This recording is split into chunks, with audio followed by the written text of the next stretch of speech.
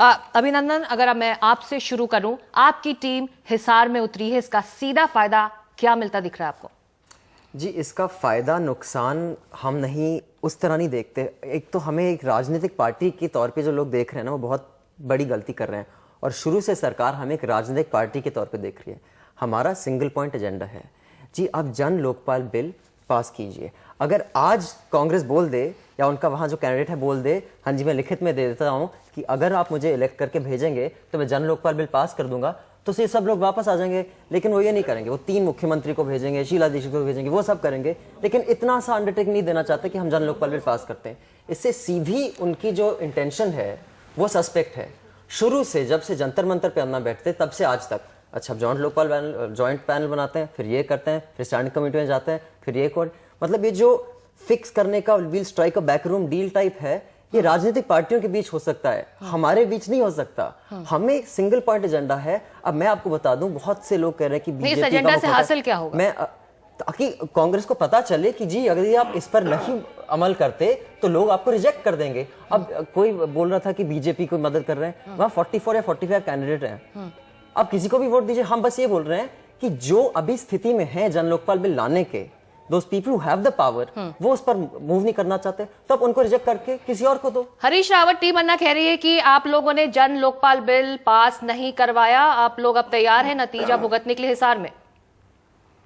मैं इनकी बात सुनकर के आश्चर्यचकित हूँ। ये हम पर विश्वास न करें, लेकिन इनको संसद पर विश्वास होना चाहिए था।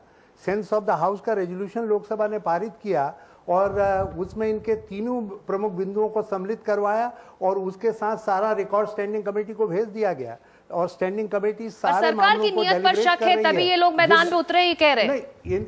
नहीं, इनको क्यों शक है? इनको हमारी नियत पर शक हो, लेकिन इनको आप लोकसभा की नियत पर क्यों शक है?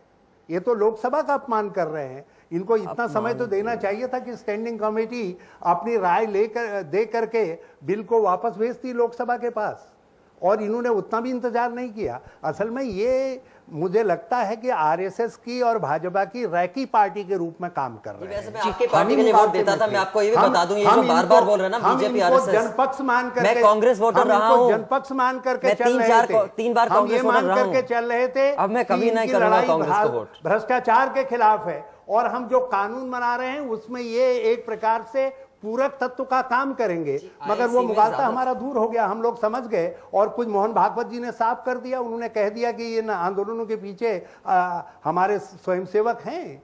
और ये बात जो है, जिस समय यहाँ रामलीला ग्राउंड में अनशन चल रहा था, उस समय भी सामने आई थी कि सारा लॉजिस्टिक सपोर्ट जो है आरएसएस जुटाने का काम कर रही है, विश्व हिंदू परिषद जुटाने का काम कर रही है। लेकिन फिर भी हम ये मान करके चल रहे थे कि अन्ना हजारे जी का मकसद भ्रष्टाचार से लड़ना है, लेकिन अब लग रहा है कि उनका मकसद कांग्रेस से लड़ना है, भ्रष्टाचार से लड़ना नहीं है। आरएसएस को, संघ को, लाल कृष्ण आडवाणी जी को और हमारे नरेंद्र मोदी जी को लाभ पहुंचाना है। प्रकाश जावड़ेकर इस वक्त हमारे साथ हैं। प्रकाश जावड़ेकर, हकीकत ये भी है, टीम अन्ना चाहे जो करे, आपका काम हिसार में खासतौर से इस वक्त आसान दिख रहा है।